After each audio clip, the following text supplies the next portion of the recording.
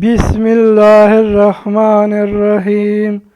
شروع کرتا ہو اللہ کے نام جو بڑا مہربان اور نہایت رحم والا ہے۔ رسول اللہ صلی اللہ علیہ وسلم کے آزاد کردہ غلام حضرت ثوبان رضی اللہ عنہ سے روایت ہے کہ اللہ کے رسول صلی اللہ علیہ وسلم نے فرمایا،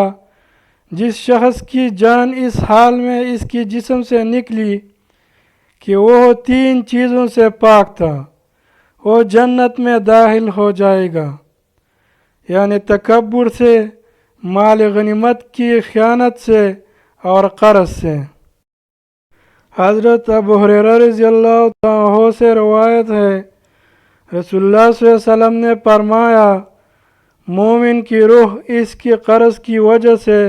لٹکتی رہتی ہے حتیٰ کہ اس کی طرف سے قرض ادا کر دیا جائے۔